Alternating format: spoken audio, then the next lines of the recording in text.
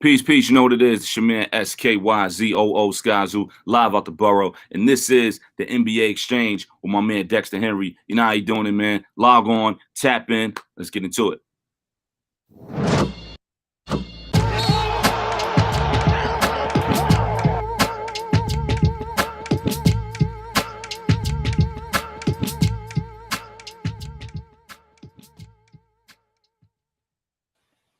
What's good, everybody? Happy Wednesday. Welcome to the NBA Exchange. I am your host, Dexter Henry. A lot to talk about. The NBA Conference Finals got kicked off last night. We saw the Heat versus the Celtics. Brian Fonseca is very happy, which I guess kind of makes me happy. But y'all know he goes too far with the Heat. That's a whole nother thing. NBA Draft Lottery was last night. Knicks fans are upset they didn't move on, like my producer, Greg. Not happy about it at all. Wanted to move up. We saw the Sacramento Kings move up, although I think they're a franchise that probably didn't deserve to move up. That's a whole nother story. But it's Wednesday. We're going to talk some NBA with nuance. We got a lot of stuff to talk about, including young stars in showing out in this year's NBA playoffs, particularly on the stage of the conference finals. And look, all of this is happening without LeBron James, which definitely makes my guest part of this program happy today. That is Jarod Hector. You know him from his work for True Hoop, 7 Footers Podcast. He joins me as always on Wednesday for NBA with Nuance. Jarod, what's up, man? I'm good, man. Why you gotta hit me with the LeBron hate right away from the jump, man? No. It's all good. I can't. It's not even about the LeBron hate. We're just, some people like the playoffs are better with LeBron, and he's not here. They don't know what to do. But they don't know what to do. But I think these playoffs have been absolutely entertaining. Playoffs have been excellent. The ratings have shown it. We'll get into this later, but this is just the natural evolution of the game. It happens all the time. All the time, right? Things evolve, things change, players change. You know what I'm saying? Like this is what goes down from time to time. But let's kick this off today. We're talking about these conference finals matchups. You got two really good ones here. You got the Warriors versus the surprising Mavericks, and we'll get to the surprise of the Mavericks being here later. We talk about this in the context of the Suns not being here as many people expected. And then you also have the Heat and Celtics, which kicked off their game on last night. You talked about this last night on the 7 Footers Podcast. Your thoughts on both of these series. I'll have you rehash some of that again here. What do you think about both these series and how good they can be? I see these both being long series. What do you say? So I agree with you, Dexter. One of the things we always talk about is the importance and the role of luck in teams winning championships, right? You have to be incredibly good, but you need some luck to break your way because the margins are so thin. And you look at what's going on in the Eastern Conference Finals. The luck pushed towards Miami Heat's side early in the series. Now it can change, but from the jump, right? Number one, the Celtics and Bucks went 7 games, finished their game 7 on Sunday. Right? They had to turn around in 36 hours to play again on Tuesday for game 1 of that matchup. The Heat were off since Thursday. Another bit of luck. Marcus Smart and Al Horford out for game 1. Horford might be out for game 2 in health and safety protocols. Again, a little bit of luck. But people don't see that when they think of, it's just this team is just better than this team. Yes, you got to be good, but you need some luck and you need some things to help you along the way. And these early sort of lucky things have moved in the Miami Heat's favor. And we saw it in game 1. Second half of that game, the Celtics ran out of gas. Heat just kind of blitzed them. Jimmy Butler and company went off in the third quarter, and that was that. But I do see this being a long series. I still do favor the Celtics. But again, one turned ankle, one person in health and safety protocols, which, by the way, Al Horford, what you doing, man? Going to cost your team a chance to win the championship, maybe. These are the things, right, that matter. Yeah, they do matter. And then on the other side, we got the Mavericks, who nobody thought was supposed to be here, going against the Warriors. Greg, our producer, he and I, along with another friend of his, were having a talk in a group chat about this, in which, and I think you would support some of this, but I would like to hear more thoughts on this.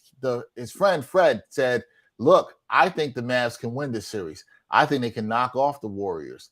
I'm inclined to lean towards picking the Warriors, but I do not. And you talked about this last night on the betting show, but I do not think it's crazy to think the Mavs can do this. And why do you think it's not crazy that the Mavericks could knock off the Warriors here in this Western Conference Finals? Well, first of all, we need to give credit to every team that makes it to the Final Four round of the NBA. We do this thing in this culture in basketball where it's like championships are nothing, right? Rings culture, which is so stupid. Mm-hmm. It is extremely difficult to win in this league. Extremely difficult. The vast majority of players who play in the NBA will never make it to the conference finals. Okay? So getting this far is incredible. Now, why can Dallas win? Well, because Dallas has the best player in the series in Luka Dončić. Now, historically, Stephen Curry is the better player, but I don't think anybody would argue this season and this playoffs who was the better player, who's been playing better. It's been Luka Dončić. When you got the best player, you always have a chance. Number two, the Mavericks defense is a defense that the Warriors will not have faced yet this postseason. Shout out to my Grizzlies who played excellent defense, but not as well as what Dallas is doing right now in terms of shutting off opposing teams. And look, I think Jason Kidd's going to be a bit of an X factor here. Like, he's cerebral as a head coach. He's gotten better. We always give credit to players who can improve. Coaches can improve too. And he's definitely gotten better over his first stints in Brooklyn and Milwaukee. His time in LA with Frank Vogel taught him a lot of stuff. He's always been a defensive guy as a point guard and one of the great players of all time. I think he's seeing things right now on the floor in ways in which he can help his team. And look, this series can go long, and the longer it goes, I think the more it favors Dallas. The other piece about this, Dexter, is our brains do this thing where it's like, oh, okay, I remember this movie. It's starring Stephen Curry and Klay Thompson and Draymond Green. Like, yeah, but that movie was 3 years ago, right? Those players are 3 years older than they were then. And mind you, they did not win the title in 2019, right? They lost. So just because they're familiar and we know them, we do this automatic thing where it's like, oh, yeah, last time I saw them on the stage, they won. It's like, well, they didn't. And this is a different movie than the one we saw 3 years ago. Yeah, it is very different. You and I talked about this the other day, and the fact that the Warriors are not the same team as they once were, and particularly not because we're saying that the guys can't do it, but particularly because of the volume of threes, particularly Steph and Klay, that they shot such a high volume of threes. And what made them so dangerous, they were shooting 43, 42%. Now those guys are not doing that. Again, not saying that they can't be dangerous. We're just saying that statistically speaking, and it's shown, they are not as dangerous, which makes them then a little bit more vulnerable if you look at it in terms of that. So yeah, I think these conference finals matchups are absolutely fascinating. I expect them to be long series, Jarod.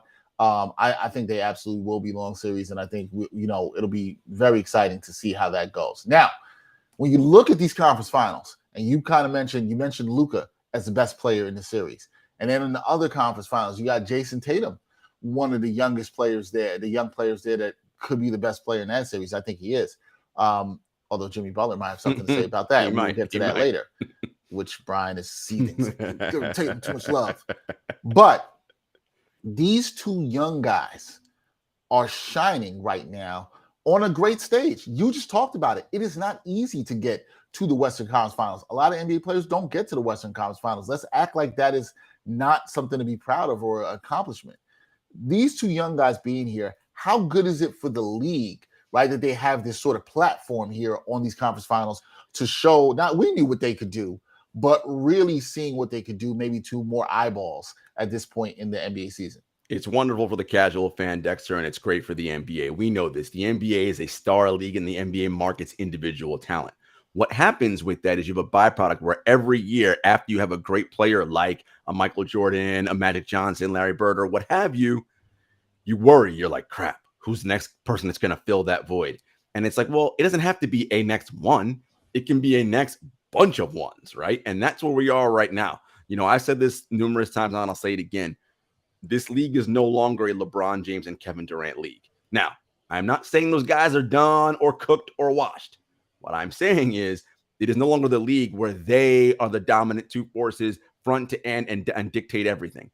This is a Giannis, Jokic, Tatum, Luka, right? It's these guys' league now. These Giannis is 27, but these 25 and under guys, right, who are stepping up and playing on the big stage. And they have LeBron and KD as people to credit for their ascension, because those are all guys that they watch. They all talk about it, like, oh man, used to watch LeBron and KD coming up, blah, blah, all that stuff, right? These are guys they emulated, modeled their games after, and now they're on the big stage showing what they could do. And it's wonderful. I mean, we have young talent all over the league. And I haven't even gotten to the 22 and under class, your John Morant's and that crew, right? I mean, so the league is in excellent shape. There is young talent dispersed all over this league. And it's wonderful to see. Will one person grab and take the mantra and take hold of it? We'll see. Maybe, and I would also maybe even argue, maybe that person already that has been doing it is Giannis. Yeah. Right? We don't give him enough credit in terms of that. Giannis, despite losing, and people make everything, as you said, his rings culture, Giannis was tremendous in that series against Boston. I mean, he was relentless, killing. He's had absolutely no fear, despite some of his limitations as a player, which is something I actually really love about him. He was down his second best player, his second best teammate. He was without a second best player, and he showed up, and he kept coming. And that's when you usually see things like that, and he's elevating Giannis and the dudes out there in Milwaukee. When you see stuff like that, that's where you're like, oh, this guy might be the best player in the league. That it went 7 games is all the proof you need. No Chris Middleton, it went 7 games. It won 7 games. So if they had Chris Middleton, Boston might not still be playing right now. Giannis showed me what he did there, elevating that team to that status. That's why I'm like, oh, he's the best player in the game. Yeah, he's right? that dude. Mm-hmm. He's that dude right now. And now, does he take the mantle and then run with it? How you said, I don't know. But when you take the conference finals out of it, we talk about Luka and Tatum on this stage. But when you look at the fact of this entire playoffs, right? And there's been young star after young star doing their thing, right? And been on the showcase. Even in the last couple of years, you had Trae Young sort of breaking out last year. He didn't do anything this year against the Heat, but that's fine. You're seeing John Morant, you mentioned, Desmond Bain, Anthony Edwards showing up and playing some really strong games. Karl-Anthony Towns, despite the way he got clowned at times, did have some really good games too. And again, they got on this stage, Jarod, some of them for the first time. And you were able to see what some of these young guys can do. And let's not even forget Jaylen Brown in Boston showing and doing his thing. As well to Tyrese Maxey in Philly showing young out. Talent all over the place. They're all over. When you look at that and you see, especially in the postseason, right? Just with the value of those young stars, getting that postseason experience, not just playing good, but getting that experience, that's also good for the game, right? Reference points, Dexter. The reason that makes LeBron and KD and Chris Paul and all these guys, these veterans, Steph Curry, et cetera, so good is because Draymond, et cetera, their brains are like supercomputers. There's nothing that they haven't seen that gets thrown in front of them, right? Because they have all these reference points to go back to, right? That's what acquired knowledge in life is like, right? You get into a scenario in life and you know how to handle it. It's because, oh yeah, right? You've been through some shit. So you know, oh yeah, okay, I know how to deal with this. Well, when you're 19, 20, 21, you ain't been through no shit. You haven't been to the playoffs yet. You don't know how to dissect anything. The more times you do that, it's like, reference point. So that if you are fortunate enough to be back on this stage again and again and again, you're like, I know how to handle this now.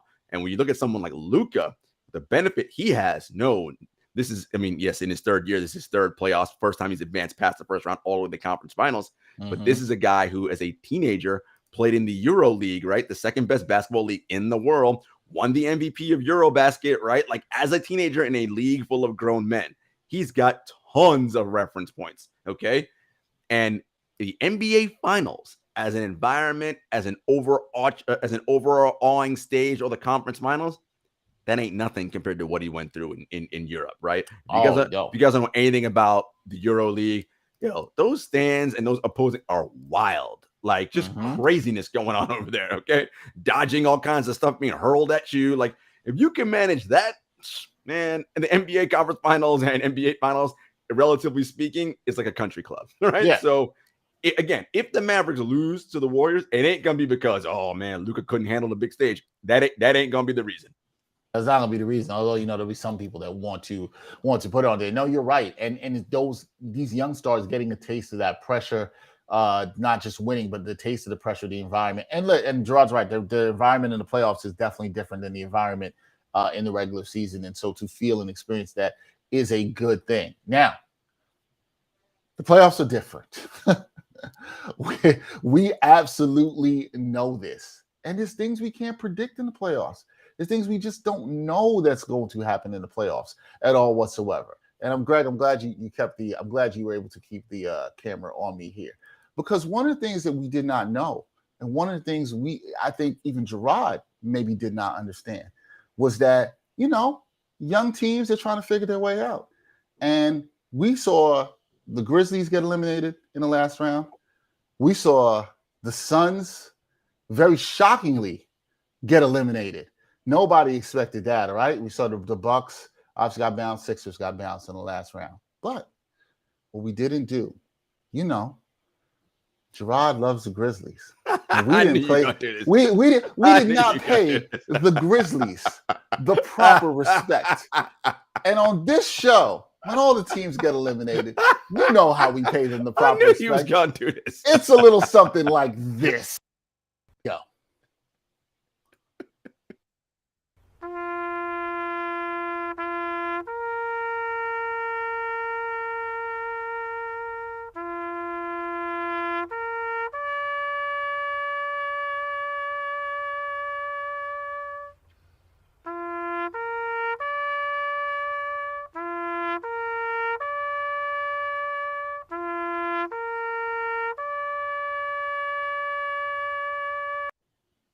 I knew you were gonna do that, man. Like out here playing taps on my Grizz. You thought your Grizzlies were going to be immune from taps? I mean, I'm like, man, it's already been over a week. You out here still trying to pull up some taps, man. Hey, come on. Look, we weren't on Monday. We weren't able to play taps on the Grizzlies on Monday. But Jarod thought he was going to run and get away. And nobody is immune from taps. Hey, listen, man. Brian, I see Brian watching the show. Brian, don't let the Heat lose. They get taps played on them too. As my man John Moran said, we ain't ducking no smoke. We run up the chimney. I ain't worried about no taps. We back next year. Shout out to the Grizzlies, man. Hell of a season. Yeah, they ran up that chimney and got smoke inhalation. That's what happened. That's what happened there. All right. I think Jarod thought he was going to get away with it. We're not letting him get away with that. Although Jarod's fired back to me. He's like, they played taps on the Knicks a long time ago. I mean, listen, taps got played during Bing Bong. All right. That's when y'all had the taps on. Once that Bing Bong thing hit, I was like, yeah, y'all season done, man. Bing Bong to all gone wrong. As I said before, they played the taps on the Knicks a long time ago. All right. Back to our regularly scheduled programming. No, but seriously, speaking about the losses in the playoffs and learning from that, and young teams obviously can learn from that. But the Suns, I was stunned by the Suns' loss, right? Not because of the Suns lost to the Mavericks and Luka stepped up and was clearly the best player in that series and also took on the challenge defensively that we saw given to him after game 2, but how the Suns lost at home. I tweeted this. I couldn't remember the last time a team looked that bad in a game 7 that was supposed to be the favorites at home.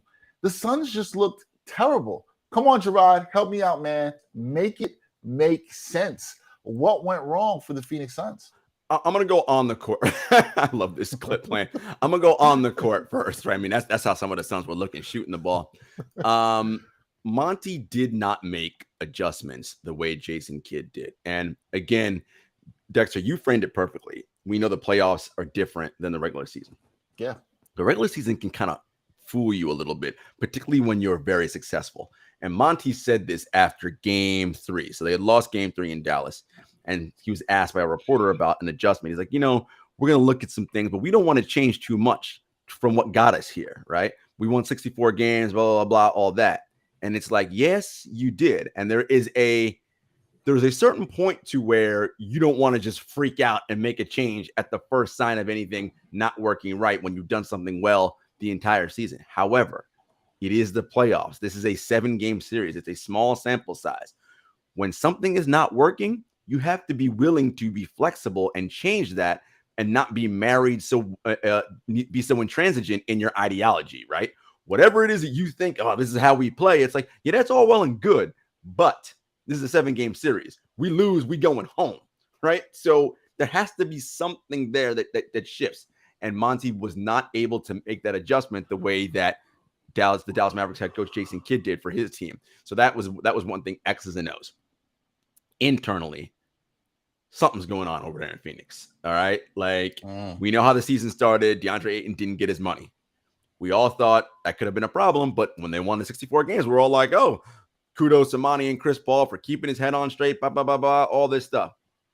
We saw in the third quarter when he got subbed out, he and Monty had to be separated by the assistant coaches. When Monty was asked in the postgame why DeAndre only played 17 minutes and he only took 5 shots, Monty said it's internal, and you could tell he was mad. No one asked him a follow-up question. I mean, and the way in which they played. Look, I'm not saying that Dallas couldn't have won the game. The manner in which they blew them out, right? Like, they're not 40 points better than the Phoenix Suns. Like, they're just not. Okay? Like, but for whatever reason, that's how that game ended up. And that, to me, says something else is going on over there internally. The other thing that Phoenix has to worry about is, we talked about this, Dexter, as it relates to the youth of the league. Teams that depend on players in their mid to late 30s for significant contributions toward winning basketball at the highest stakes tend not to do well. Like, if you just go back and look at the history of NBA champions, how many NBA champions has the best player been someone in their mid 30s? Not many, right? Because that's not how the two that come to mind are the late the 97 Bulls and the 98, the final team, those two teams. Jordan's right there in his mid 30s. That's it. And that there's probably some Bill Russell. And that might be the greatest player of all time. Right. I mean, but you see what I'm saying? Right. Like, it's just when you have to, and so what happens as you get older, greatness just becomes less and less frequent. It's harder to manufacture. After that game 2 where Chris Paul dissected them in the fourth quarter, we're like, man, look at this. Suns and Mavericks ain't got a chance. Mavericks won 4 of the next 5 games. Chris Paul had more turnovers than field goals made the rest of that series. And Chris Paul we'll get to that in a second. Chris Paul having more turnovers. Since that game, Chris Paul hasn't looked the same. Yeah. He has not looked the same at all whatsoever. Like, he absolutely positively has not looked the same. And you and I talked about this when you came on with me on SNY in your post the other day, and I asked you before that game 7, all right, well, what is it? Does Chris Paul have to do it? And you was like, look, sometimes it's a little bit of father time, and sometimes you are worn down. And this is what you can see. And we now found out Chris Paul's hurt, but like, that's also the annual end of playoff tradition around Chris Paul, that he is hurt. And I'm not saying that to shade Chris Paul. I'm just saying that in terms of what happens when you get older. It's a fact. Now, Jarod, and this is why we do the segment NBA with Nuance. A lot of this discourse after this game, and I wanted to talk about this, but in a completely different context. Seems like everybody wants to pile on Chris Paul. It's quickly, Chris Paul has blown all these 2-0 series leads, right? Somebody came up to me at work the other day and was like, what do you think this does for Chris Paul's legacy? He's blown all these leads. And I'm like, the teams he was on blew them leads. Like, y'all be acting like it's just individual stuff when y'all want it to be, right? You said no, it does nothing for his legacy. Nothing. Does this change any of the way you feel about Chris Paul? No. Look at Chris Paul. Does this take away from the greatness of the point guard? I say no. No, he is still the point guard. Chris Paul is one of the greatest point guards of all time, one of the greatest players of all time. NBA 75th anniversary team, all that. I mean, look at his numbers. They speak for themselves. We talked about, Dexter, the difference between regular season ball and playoff ball. And I wonder if Brian's still in the chat. And you know where I'm going with this. You know how I feel about teams that depend heavily on small guards, okay? It wears you down, okay? Chris Paul is 6 feet tall on a good day, okay? There's only so much he can do. He can't grow 7 inches come playoffs. He is what he is, right? And as teams wear on that, there are limitations you have when you are 6 feet tall. That's just the reality of basketball. The rim is 10 feet above the ground, and you're playing against giants. I mean, that just is what it is. And there's only so much Chris can do on a team where he doesn't have enough requisite size around him and is not being picked up by the players around him. He can still do things and help you win and all that. But when he is the most important player in the highest leverage games at that size, it is problematic for his teams, right? And, this is what you're seeing with Chris and with the situation. I don't think it affects his legacy at all in one bit. It's just a matter of he's just small. And I'm a firm believer in small guys can only take you so far. This is still an apex predator league, right? That's just how this league works. And so, and we're seeing it, right? Like, you look at why do the Suns have the Mavericks have a chance? Because they got an apex predator in Luka, right? Look at the Mavericks, or look at the Celtics, with Jayson Tatum and Jaylen Brown. Mm-hmm. Look at the Heat with Jimmy Butler. Like, you need these big again, apex predator type players on the wing who can control the game on both ends, not only because of their skill, but because of their size, right? And size still matters in this league.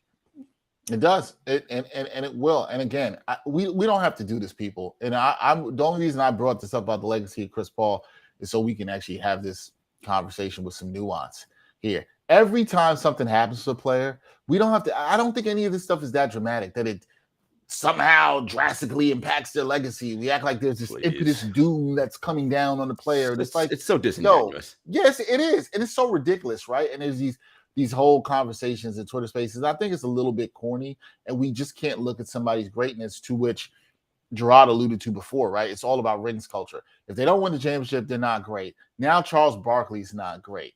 Now this person's not great. There was this conversation came up last week where I forgot who it was that made the point that Charles Barkley has said that he was the second best player on the Dream Team in '92. And he was. I was like, he was. I didn't understand there were people who were like, this is crazy. And I was like, he was though. Like a lot of the other greats that were on there, Bird, Magic, I'm talking about in particular, past their prime on that team. Past their prime. They were on the decline. It wasn't Jordan was the only player better than him on that team. I agree. He knew that. People were acting like Chuck was crazy for saying that. Michael Jordan knew that. Look, yeah. Again, we talk about the importance and the role of luck, Dexter. Not only do you have to be very good, Chris Paul has been extremely unlucky unlucky in his career, right? Like injuries at bad times. That Clippers team that was really excellent, they went 6 deep. They had nothing else. When you go 6 deep, well, guess what? Come postseason, you're gassed. You ain't got no bench. You're not going to advance far. Right? And why does that get placed on Chris Paul and not the roster construction? Right? Exactly. Like, why do we do that? That's not. Producer Greg brought this up. Imagine if Chris Paul and David Stern, late NBA commissioner, did not interfere and stop that trade to the Lakers.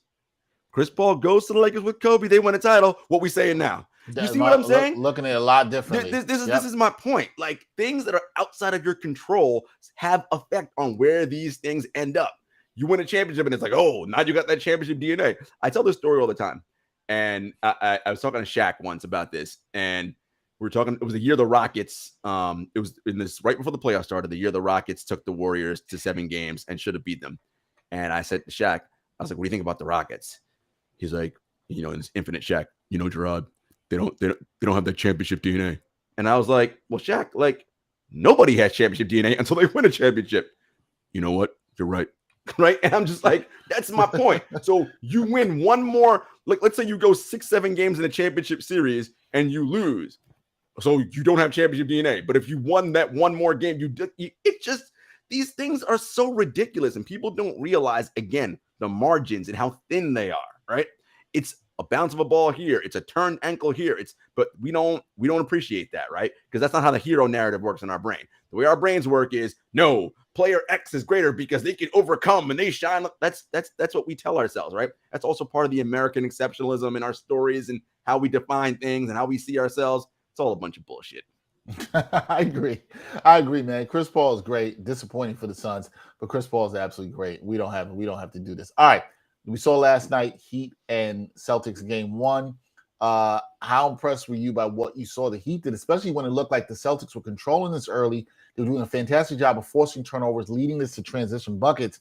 And then it all changed in the third quarter. That Heat culture was raining down in South Beach. Brian was having a parade in Ridgewood, Queens, and everything was going crazy. How impressed were you with how the Heat played last night? First of all, I want to say I was impressed with how the Celtics started the game. Again, coming off that emotional 7-game series, they looked excellent the first 20 minutes of the first half, right? Those last 4 minutes, the Heat started there. They brought the lead back below double digits. And then that third quarter, I mean, look, Jimmy Butler was outstanding. I mean, Draymond Green always talks about 82 game players and 16 game players. Jimmy's a 16 game player. He may not look like a top 5 player over 82 games, but over the most games, 16 games that matter, he is for sure one of the 5 best players in the league. And he does it on both ends of the floor. The way he commands the game defensively, getting steals. He blocked Jayson Tatum on a 3 in the corner. Jayson Tatum, not Peyton Pritchard, who's like 5'11". Jayson Tatum, who's 6'10". Jimmy Butler got up there and blocked that sucker. And that's just, He's got a want to in him. He's got that dog in him. All the cliche things that people like to talk about, but he's excellent. The Heat were great in that third quarter. Something I'm going to keep watching for, Dexter, is from both teams. Transition is going to be key because scoring against either of these teams' half-court set defense looks like a rock fight. Like in a rock fight, you don't really want to be getting involved in, right? So how can I? And it's not even so much. I mean, yes, transition too, but it's also starting your actions early in the shot clock, right? We're not waiting until 12, 11 to start our first action. No, we're getting into our first action at 20 and 19, right? Because again, it's like in the NFL.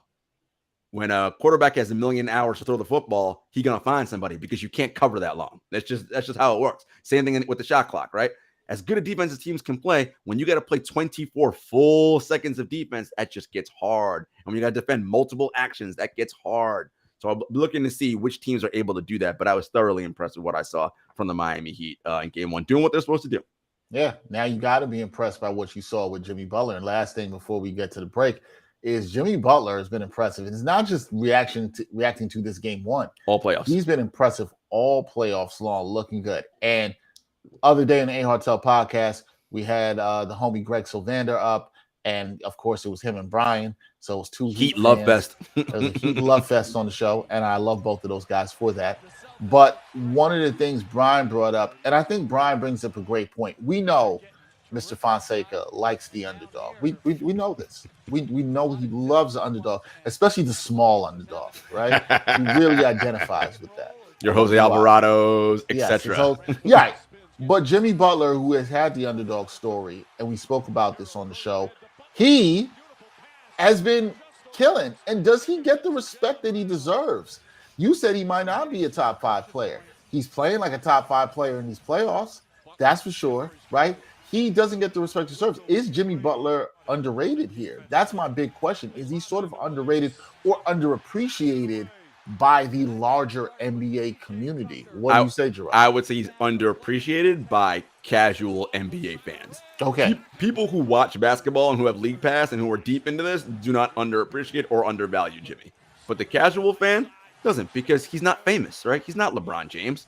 He's not Kyrie Irving. He's not. We don't know about this dude, right? Like the casual fan knows stars and celebrities, right? They know Stephen Curry. They know people they constantly see that are ubiquitous, that are all over the place. That ain't Jimmy. Jimmy's not that dude, right? We don't see him all the time. But we know, because we're deep into this, oh, he's very much that dude. And when the games, again, are the highest leverage, he is able to elevate his play. You know, Max Kellerman used to do this thing a while back where he would talk about the different kinds of players, right? Your players that perform at a level in the regular season, come the postseason, their play dips. Your players who play one way in the regular season, they play the same. And then your players in the regular season who play one way in the regular season, but they elevate come postseason. The list of people who get better in the postseason is very small. Yep. But Butler's one of those dudes. He gets better in the highest stakes game. Luka is someone like that. No, man, when you are a player that can do that, shit. I mean, your team's always got a chance. You made me think about something. I'm looking for it because I'd seen somebody had wrote, I'm trying to remember who it was. Somebody had wrote an article today about Jimmy Butler. And the point was being that they kind of alluded to Jimmy Butler's sort of attitude or issues and other stops, to which is something I said on the previous podcast, where we got to give Jimmy Butler credit. Jimmy Butler was right? Like Jimmy Butler was right in Minnesota. He was in Philly. Right in Philly. They were wrong for not choosing him, right? And all the places he's left, which Brian has pointed out many times, all the places he's left, they got worse. Yeah. And he elevated the situations of the places he went to. I hate using the term winning player, but I'd rather use the term of what Jarod brought up, which is Jimmy Butler is a player that elevates his game when needs to be elevated. And he does it on both sides of the ball. Right. It's not just about scoring. Yeah. Not just about scoring, right? He does it on both sides of the ball. And not even just about the steals or the block shot on Tatum. It's the little things he does on defense, the fighting over the screens. If you're watching those things on defense, which is what you should be watching. Those are the things that matters. And I think, yes, I'm with you. He does not get the credit that he deserves in that way. Brian will say that he's not the flashiest star, and that's part of it. I definitely agree with that. We know the flash sells. It's easier to cut a highlight of somebody doing something really exciting than fighting over a screen. I get all that. The last thing I'll say about Jimmy too, yes, that's part of it and the flashiness, but it's also this. Jimmy has to be in the right environment for Jimmy to work. And what I mean by that is Jimmy's very much someone who believes in accountability and calling someone out when they are not doing their job. That was the problem in Minnesota. That was the problem in Philly. Jimmy has very, very low tolerance for people that do not give the requisite effort that he gives, right, on both ends of the floor, and demands that from everybody. And if you're not giving it, he ain't gonna call you over the side, invite you over to his house for dinner, and hey man, let's talk about that. No, he will mother F you in front of the team and like get in your face. And that type of behavior does not sit well with everyone, right? Not only players, it don't sit well with some coaches in this league, right? And if you can't handle that, then Jimmy's not going to work. And if he sees that's not going to happen, he's going to become problematic in your locker room, right? Because then it's too much tension bubbling because the competitiveness in him can't handle it.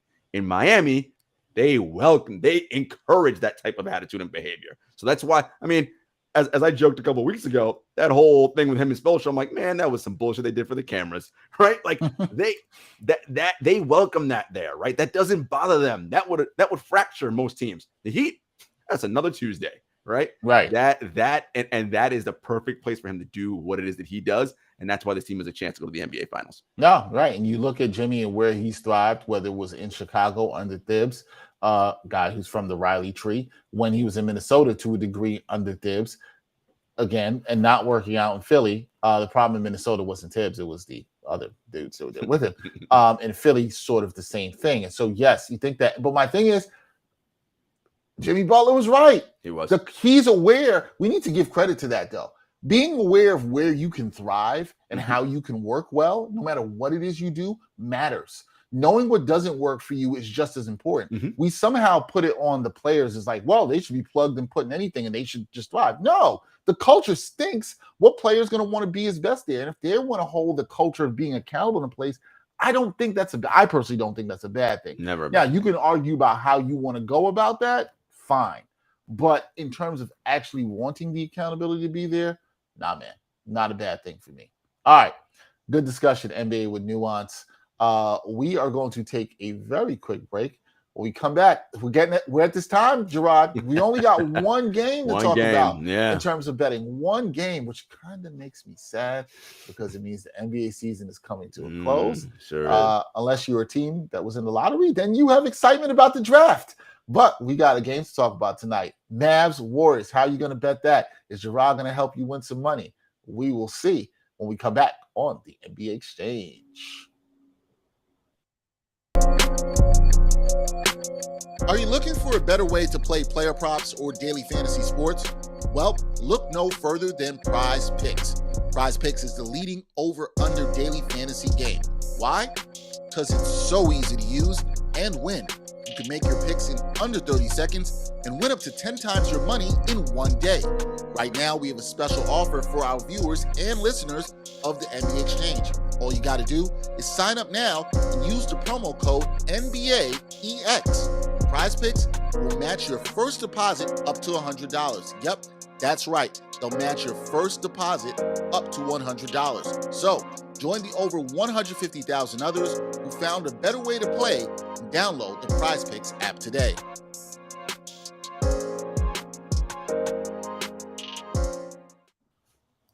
All right, welcome back to the NBA Exchange. Dexter Henry Jarod Hector with you. We're going to talk some betting. And we got one game tonight. As I told you, Mavs versus Warriors. Should be a very interesting series. Game one out in the Bay in San Francisco. You got the Mavericks. If you want the money line on them, plus 176. If you're really feeling good about Luka, might be something you want to do. Golden State Warriors, they are 5-point favorites in this one. Jarod, how are you betting on this game? It's a tough game one because I think game ones would always feel out games. And I think for the Mavericks, it's going to be a feel out game for them because what they're going to experience and what the Warriors do offensively is going to be very different than what they saw Phoenix and Utah do. the Warriors have so much motion, so much off-ball movement in their offense, and I think Jason Kidd, in many ways, is going to use game one as a feel-out. Like, okay, let me really get up close and dissect how the Warriors are going to want to run things and do things. So I do think the Warriors actually win this game.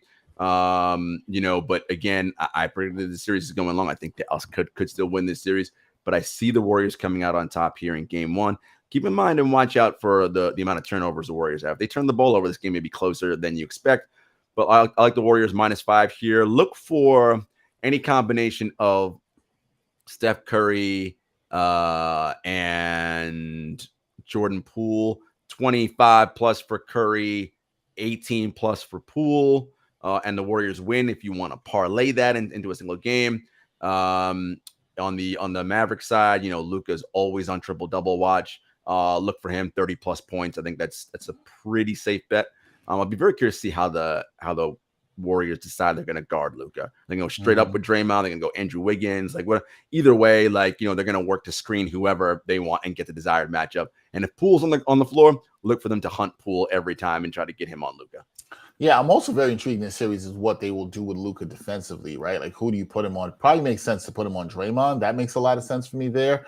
But because of the motion of the Warriors, as you mentioned, and all the back cuts and back picks they like to do in the movement, this is not going to be easy. And this is going to have to be one where Luka's going to have to give a little bit more effort, as head coach Jason Kidd has been asking for him, give him 2 seconds when he's trying to fight over those screens. I'm very intrigued to that. And then how does that also wear him down? Because you said this is a very different kind of defense.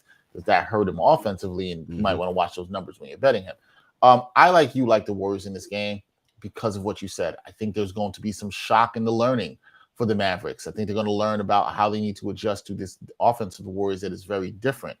Now, there's some things that the Mavericks can do on the perimeter with Dorian Finney-Smith. And they have been defending really well. The Mavericks don't really do anything, unusual in terms of the defensive scheme, but they are really good at, blitzing and recovering and showing, especially with players like Dorian Finney-Smith. Jalen Brunson gives a lot of effort on the defensive end, fighting over screens. I think a lot of it is really good effort and great communication, what I see.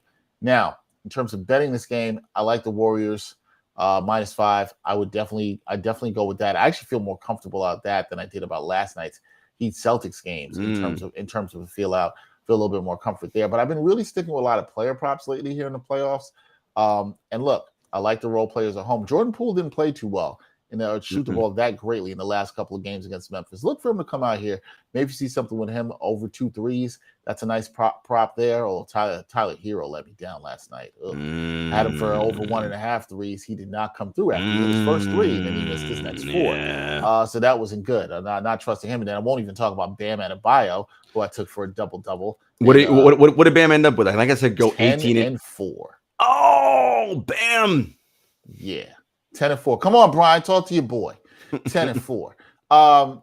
In terms of this game with props, I'm with Jarod on this. I love taking Luke over 30 right now, and I feel like watch the line on this because you're going to see a lot of stuff with him. They're going to push this up to 32. You're now starting to see where he's expected to score and get those buckets. You see the lines at 32.5 for him in terms of that over-under, but I might push it because it's going to be interesting to see if the Mavs too are like, yo, let's let him get his.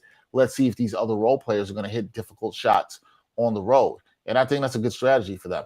I would stay away from some of the role players of the Mavericks here on the road in this game 1. Yeah. I do not think Dinwiddie shoots as well as he did in game 7. I do not think Brunson plays as well, but I might look at what the numbers are for Dinwiddie. If you see something around 11, 12 points, maybe I go over, but that's a stay away from me. In terms of the Warriors, I really like Steph here.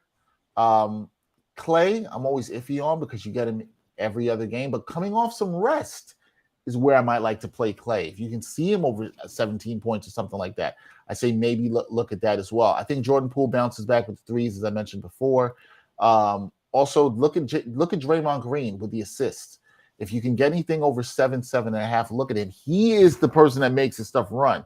He's handling the ball a lot while the guys are in these actions for a lot of these cuts and these back pits, and he's finding guys really well. And he's been getting better with the chemistry now with Steph and Clay throughout the playoffs. So watch him on that. If you can get Draymond Green over 6.5, even 7.5 assists, I might take that over and look at that there. So that's it for me in this game. I think there's some interesting props here in terms of this game, but I would take that Warriors -5. I think they find a way. I see them winning by 6 or more points here. I like the Warriors over the Mavs.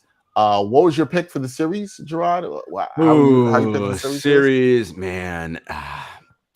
I could see this going 7, man. And I don't believe in Team of Destiny and all that other bullshit. Team of Destiny. I don't believe in that crap. But man, there's something about Luka and these guys and what I think Jason Kidd can do from a scheme standpoint. I'm gonna go out on a limb, man. I'm gonna say Mavericks in 7. Mavs in 7. Oh, I tell you what. Luka gets to the finals. Oh, Lord have mercy. Yeah. It's gonna be. Oh, man. And everybody here knows I'm a Luka fan, but yes. We love Luka here, but it's gonna be. Some people you never even heard of watching the NBA before are gonna love Luka. Yeah. And let's just say they don't look like me and Jarod. Could you imagine if Luka was American? Oh, Jesus Christ. Woo. Let's just say there's certain people have been waiting a long time for this. They've been waiting a long time. So, I get it. But Luke, could I see it happening? Yes, I think it definitely could happen. So we will see. All right, that's it for this edition of the NBA Exchange. Another good one on Friday. We should have a good show. We should be talking some Mavs. We're hoping for Lauren Gunn, who's been on the show a bunch of times, to join me. I texted with her the other day. She's on cloud 9 about those Mavericks. We will talk about that for sure. We also got a bunch of other stuff to talk about as we head into next week. We are getting closer to the finals. We'll start talking a little bit about player development. As Jarod and I talk about, these teams look to start to build their draft. I'm going to be talking to some people who are at the Combine this week. So that'll be interesting to hear about a lot of the prospects that are out there and what's going on with that. Knicks fans, don't freak out about picking number 11. Just find somebody good at number 11. Find talent anywhere. You don't have to do this. Oh, we have to have a top 3, top 4 pick. Do you? I mean, maybe not, but whatever. You don't have to. So please stay tuned to us. Please follow us on all our platforms at the NBA Exchange, on Twitter, on Instagram as well. Continue to support us. Also, make sure you check out our promotion with our partners at Prize Picks. Use that promo code NBAEX. They will match your first deposit up to $100. And then you should be following and listening to Jarod so y'all can win some money on some money, man. Unders. That's how it could work. Also, please check out my man Jarod Hector on True Hoop. They do their Bring It In every Monday and Friday. Please check out the guys at True Hoop. Also, we got some more great videos coming up for you with Coach Thorpe there and what he sees inside the game. Henry Abbott dropping the great articles there. Also, please check out the 7 Footers podcast with our homegirl, Jenna Lemoncelli, who also does a great job. And also check out myself every Tuesday. We drop a new episode of the Ain't Hard to Tell podcast for you guys. We had a good one this week. We talked with Greg Sylvander about the Heat, and we also talked about the new Kendrick Lamar album, which is really dope. If y'all haven't heard that, go listen to that for sure. Special thanks to our producer, Gregory Alcala, doing a great job as usual all the time. Here's Jarod Hector. It's another Wednesday. He's not mad at me because I played taps on the Grizzlies. He understood what time it was. It's all good. He's Jarod Hector. I'm Dexter Henry. Until next time, y'all. Peace.